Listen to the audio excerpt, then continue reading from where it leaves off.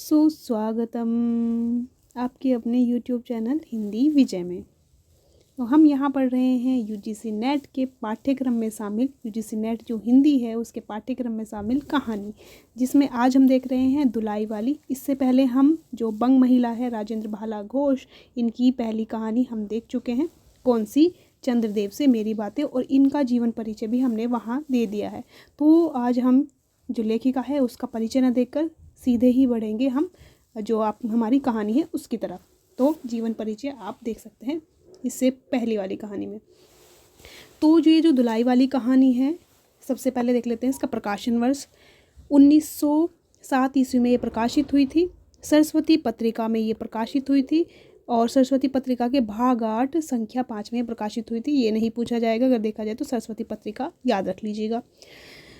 अगर धुलाई वाली शब्द है, इसका अर्थ देखा जाए तो जो एक पतली सी चादर होती है, या फिर जो कह सकते हैं ना एक जो रुई जो अंदर भरकर एक चादर बनाई जाती है, या फिर एक हल्का मोटा कपड़ा जो होता है जो रुईदार चादर से बनाई जाती है, उसी को बोलते हैं। यहाँ पर मैंने आपको यह अर्थ भी दे दिया है।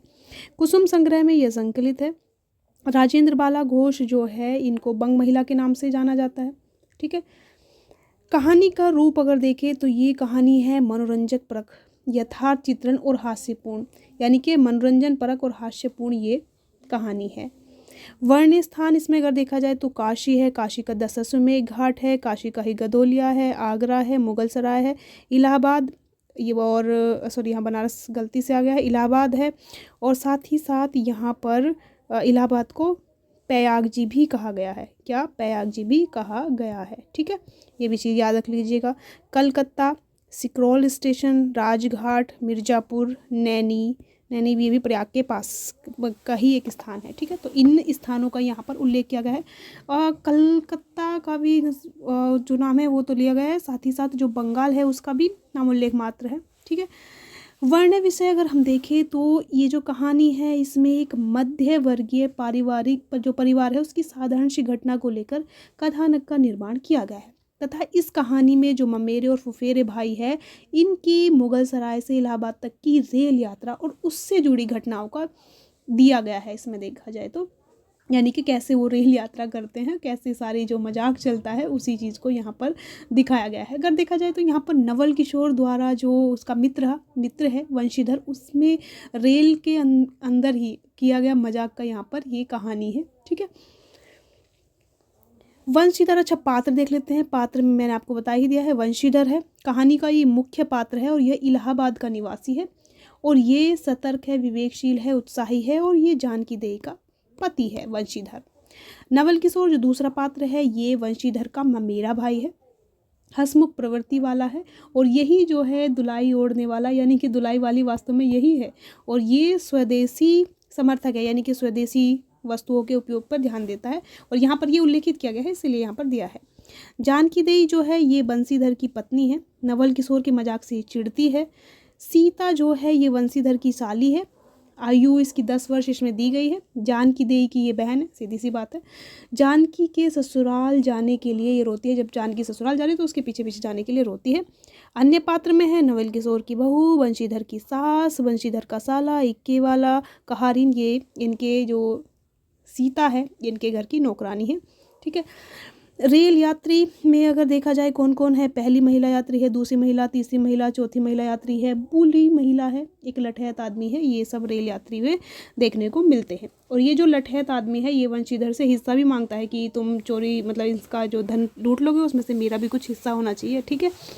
विद्वानों के कथन है इसमें इस कहानी के विषय में, तो ये जो है राय कृष्णदास और जो हमारे कृष्णलाल है इन्होंने क्या कहा है, ये जो दुलाई वाली है इसको हिंदी की पहली मौलिक कहानी माना है, यानी कि जो पाश्चात्य कला की दृष्टि है इसके अनुसार कि पाश्चात्य कला की दृष्टि से दुलाई वाली है हिंदी की पहली मौलिक कहानी है, तो ये पहली कहानी के रूप में ये विशेष महत्व देती है।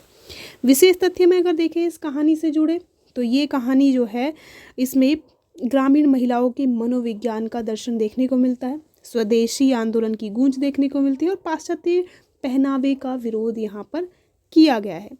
स्त्री पुरुष की मानसिकता व सोच का मनोविनोदपूर्ण वर्णन यहाँ पर किया गया है कि कैसी सोच रखते हैं वो चीज़ भी यहाँ पर दिखाई गई है।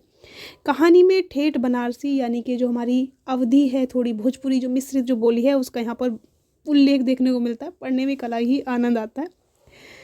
कहानी की स्थापनाएं तो ये देख लेते हैं। ये जो कहानी है, इस कहानी का प्रारंभ जो होता है वो वंशी द्वारा काशी जी के, काशी है यानी कि बनारस के दशाश्वमेध घाट पे स्नान द्वारा शुरू होता है। इस कहानी का प्रारंभ सुबह 11 बजे से होता है। बंसीधर का ससुराल गदोलिया में है। नवल किशोर का ससुराल कहाँ है? आगरे में है। नवल किशोर कलकत्ते में रहते हैं। नवल किशोर ज़रूरत से ज़्यादा हंसमुख है। नवल किशोर बंसीधर का ममेरा भाई है। 1 बजे बंसीधर स्टेशन के लिए प्रस्थान करता है अपनी ससुराल से। कहानी में बंसीधर के साले यानी कि उसको साले राम कहा गया है का स्वास्थ्य ठीक नहीं है। बंसीधर से पालकी गाड़ी वाला जो है 1.5 रुपये किराया मांगता है, इसलिए वह इक्का लेकर आता है। पहले तो सोचता है कि गाड़ी ही लेकर जाए, फिर वो इक्का पे ही मान जाता है। बंशीधर सिकरौल स्टेशन से मुगल सराय के लिए ट्रेन पकड़ता है। कहाँ से? सिकरौल स्टेशन से मुगल सराय के लिए ट्रेन पकड़ता है। बीच में राजघाट को वो पार करता है। कहानी में ट्रेन को भी रेल देवी कहा गया है, मानवीकरण थोड़ा किया गया है, वो मजाक के लहजे में। बंशीधर ट्रेन में विलायती धोती पहनकर यात्रा करता है, जिसके लिए वह पश्चाताप करता है, क्योंकि जो बंसीधर है वो नवल किशोर जो है उससे डांट खाने का डर है कि वो पक्के स्वदेशी हैं। नवल किशोर एक कट्टर स्वदेशी है, ये इसमें दिया ही गया है। बंशीधर जानकी को जनानी गाड़ी में बैठाता है।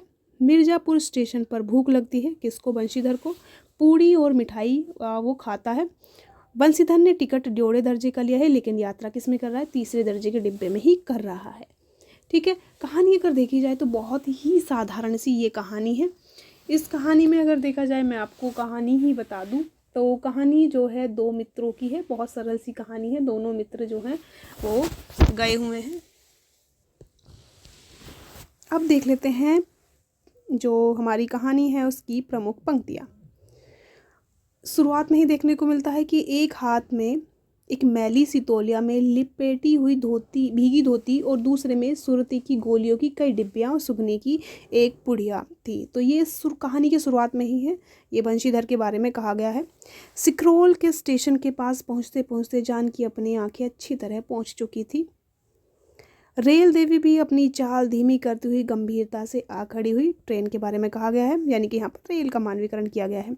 मिर्ज़ापुर में बेटराम की शिकायत शुरू हुई कि इलाहाबाद पहुंचने में अभी देरी है, कुछ खाना पानी किया जाए, यानी कि भोजन पानी किया जाए। आप झट प्लेटफार्म पर उतरे और पानी के बम्बे से हाथ मुंह धोकर एक खोंचे वाले से थोड़ी सी ताजी पूड़ियाँ निराले में उन्होंने बैठकर ठिकाने पहुँचाया। यानी कि आप कहाँ पहुँचे?